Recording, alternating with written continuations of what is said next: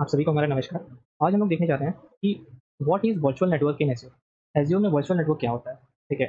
Actually easy 900 exam के point of view से virtual network पे क्वेश्चन्स आते ही आते हैं। तो ये टॉपिक काफ़ी इंपॉर्टेंट हो जाता है। तो वर्चुअल नेटवर्क इन एज़्योर ऐसे समझ सकते हैं जैसे हमारा कंप्यूटर होता है, जो फिज़िकल हमारा कंप्यूटर होता है, लेकिन वही अगर एज़्योर पे देखें तो उसको हम लोग कहते हैं वर्चुअल मशीन। तो वर्चुअल मशीन क्या है? एम्यूलेशन है हमारे फिज़िकल मशीन का। सिमिलरली जो हमारा इंटरनेट होता है, जो हमारा इंटरनेट है, इंटरनेट मतलब जो हमारा नेटवर्क है, जिस नेटवर्क के थ्रू आप ये वीडियो देख रहे हैं, वो नेटवर्क, उस नेटवर्क का एमुलेशन मतलब फिजिकल कंप्यूटर का एमुलेशन क्या था? वीएम। एमुलेशन मतलब प्रतिबिंब, प्रतिबिंब मतलब उसका एक टाइप का उसी की तरह कुछ जो वैसा ही काम करता हो। तो मतलब हमारा जो फिजिकल कंप्यूटर था, उसका एज़्योर में क्या है? Virtual machine. और हमारा जो इंटरनेट है या हमारा नेटवर्क है, उसका जो रिफ्लेक्शन है वो है वर्चुअल नेटवर्क। तो वर्चुअल नेटवर्क कुछ नहीं है, वही नेटवर्क है जो हम लोग ऐसे नॉर्मल डे में यूज़ करते हैं, लेकिन एज़्योर में क्या हो रहा था कि जब वर्चुअल नेटवर्क नहीं था, ठीक है? तो ज़्यादा दिक्कत इसमें आती थी कि कोई भी अटैक कहीं से हो जा रहा है, बहुत ज़्यादा लोड बढ़ जा रहा है या फिर मैनेज नहीं कर पा रहे हैं चीज़ों को या फिर फ़िल्टर नहीं कर पा रहे हैं किसी चीज़ को, आइसोलेट नहीं कर पा रहे हैं किसी चीज़ को, तो काफ़ी दिक्कतें थी। तो इसीलिए एज़्योर क्या किया, माइक्रोसॉफ्ट क्या किया कि एज़्योर में वर्चुअल नेटवर्क को लेकर आया, ठीक है? तो वर्चुअल नेटवर्क क्या है? मतलब अगर सिंपल टर्म्स में समझे तो वर्चुअल नेटवर्क कुछ नहीं है, वो बस जिस तरीके से हमारे रोज़मर्रा की ज़िंदगी में नेटवर्क या फिर इंटरनेट का यूज़ करते हैं, वही नेटवर्क क्लाउड पर है, जिसको हम लोग वर्चुअल नेटवर्क बोलते हैं, ठीक है?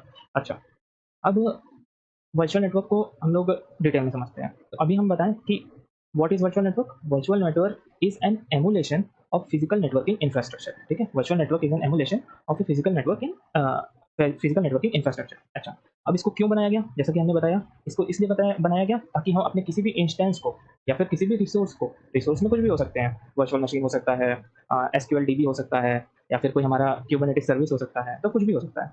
तो उस रिसोर्स को आइसोलेट करने के लिए बनाया गया। अपने किसी पूरे के पूरे चीज़ को सेगमेंट करने के लिए बनाया गया। जैसे हम चाहते हैं कि हमारा वीनेट 1 में हमारा वेब टियर की चीज़ें रहें और वीनेट 2 में हमारे लॉजिक टियर की चीज़ें रहें। तो उनको अलग-अलग वीनेट में रख देंगे, तो सेगमेंट हो गया, ठीक है? और कम्युनिकेशन के लिए अब वीनेट से क्या है ना, एक चीज़ जो काफ़ी बढ़िया की थी एज़र वालों ने कि आप वीनेट की हेल्प से आपस में जो एज़्योर पे चीज़ें रखी हुई हैं, वहाँ तो कम्युनिकेशन कर ही सकते हो, ठीक है? लेकिन साथ ही साथ आप अगर अपने घर में कहीं आपका सर्वर है मतलब ऑन प्रेमिसेस, वहाँ से भी आप कनेक्ट कर सकते हो।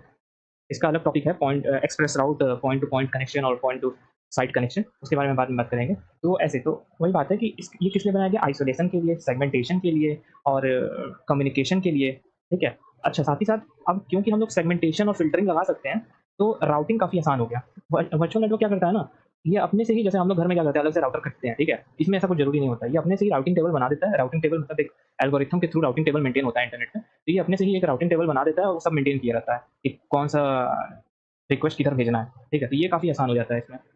तो पहले तो हो गया कि what is virtual network and why we need it, ठीक है? अच्छा, अभी देखते हैं इसका स्कोप कहाँ होता है। तो इसका स्कोप एक सिंगल रीजन में होता है। सिंगल रीजन में स्कोप का कहने का मतलब क्या है? जैसे वीनर जो है ईस्ट यूएस 1 में है, ईस्ट यूएस 2 में है, ठीक है?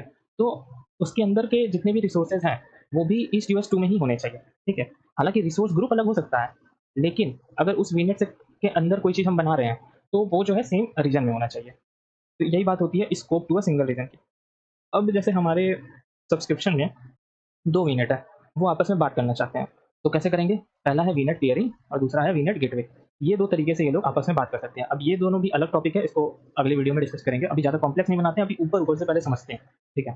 तो वीनेट पेयरिंग की हेल्प से आपस में बात कर सकते हैं और वीनेट गेटवे की हेल्प से आपस में बात कर सकते हैं, ओके।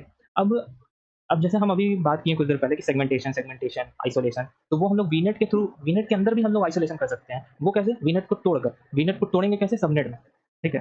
हम लोग ने नेटवर्किंग में पढ़ा भी होगा सबनेट मास्क वगैरह। तो वही सबनेटिंग जो है, ये सबनेट सबनेट नाम का एक रिसोर्स होता है बकायदा एज़्योर पर, जो वीनेट का चाइल्ड होता है एक हिसाब से। वीनेट बनाएँगे तो अपने आप ही किनारे आ जाता है कि एक हर वीनेट के अंदर एक डिफ़ॉल्ट नाम का सबनेट रहता ही रहता है और आप कितना भी सबनेट बना सकते हैं उसमें, ठीक है? तो सबनेट क्या हेल्प करता है कि वीनेट को और अच्छे से तोड़ने की या फिर सेगमेंट करने के, आइसोलेट करने का काम करता है। जैसे एक एग्ज़ाम्पल लेते हैं।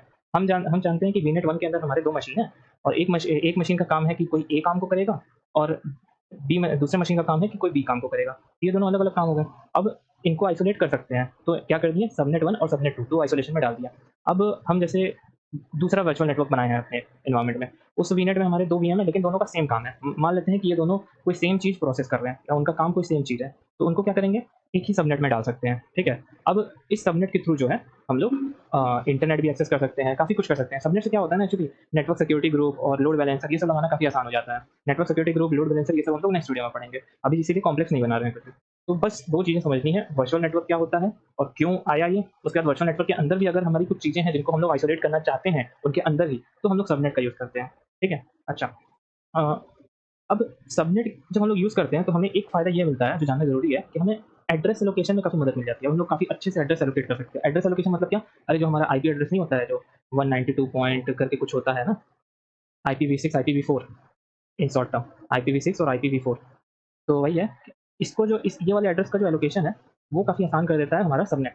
अच्छा, और जो अभी वर्चुअल नेटवर्क में एक टर्म हमने लिया था फ़िल्टरिंग, तो फ़िल्टरिंग को भी आसान कौन बनाता है? सबनेट ही। सबनेट के थ्रू ही हम लोग नेटवर्क फ़िल्टरिंग काफ़ी अच्छे से कर सकते हैं, ठीक है?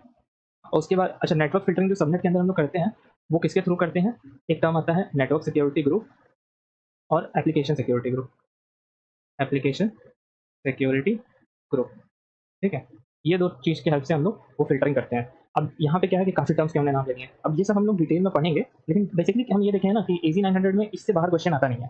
इसी में से कुछ आता है। हाँ, इम्पोर्टेंट क्या है? एनएसजी और एएसजी जो हम लोग अभी देख लेंगे। वीनेट पेयरिंग थोड़ा-सा देख लेंगे, वीनेट गेटवे और यहाँ पर ऑन प्रेमिसेस में जब हम लोग वर्चुअल नेटवर्क को यूज़ करते हैं, तो वहाँ पे पॉइंट टू पॉइंट और पॉइंट टू साइट और एक्सप्रेस आउट ये 3 टर्म है, ये क्या होते हैं ये देख लेंगे। ठीक है? मिलते हैं अगले वीडियो में, तब तक के लिए धन्यवाद।